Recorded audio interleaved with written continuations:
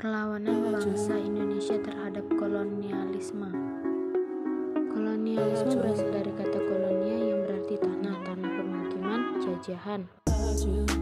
Jadi, kolonialisme merupakan upaya sebuah negara untuk mengembangkan kekuasaannya di luar wilayah kekuasaan negara tersebut.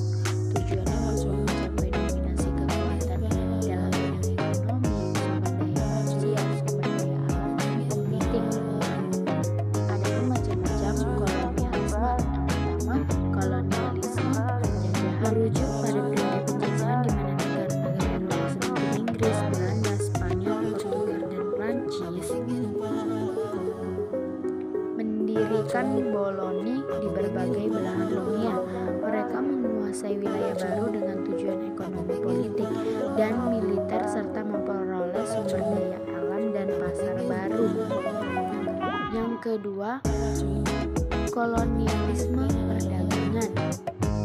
Jenis kolonialisme ini terkait dengan eksploitasi sumber daya alam dan perdagangan. Contohnya adalah perusahaan Hindia Timur Britania yang menguasai perdagangan rempah-rempah di Asia dan menjadikan wilayah-wilayah tersebut sebagai basis perdagangan.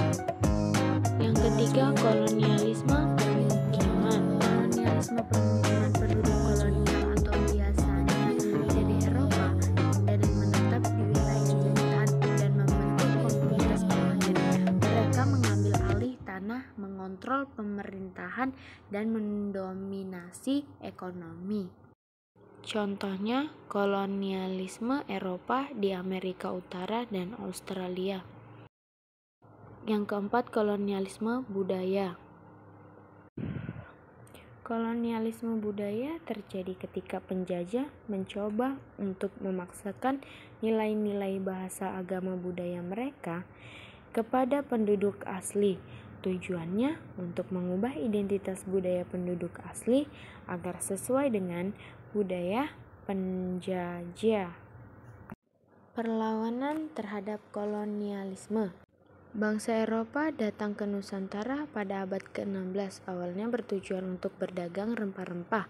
Namun, lama-kelamaan tujuan bergeser menjadi penerapan kolonialisme dan imperialisme. Pada abad ke-19, masyarakat Indonesia berupaya keras untuk melakukan perlawanan.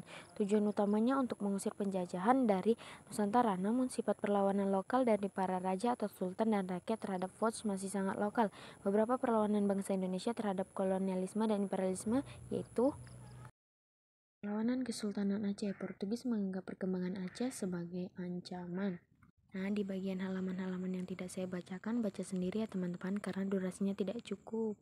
Sultan Hasanuddin memimpin pasukan Makassar dengan daya juang yang tinggi. Bahkan orang-orang Foj menyebutnya dengan The Hadjes van het Oost atau ayam jantan dari timur. Foj dibantu dengan Artu Plaka, petinggi kerajaan Bone, dan beberapa petinggi kerajaan Makassar yang berkhianat. Akhirnya berhasil mengalahkan pasukan Sultan Hasanuddin. Akibat kekalahan tersebut, Sultan Hasanuddin harus mendatangi perjanjian Bongaya pada tahun 1667.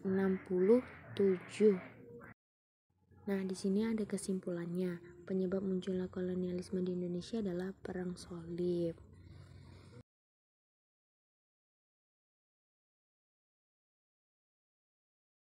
Terima kasih sudah melihat video dari kelompok 4.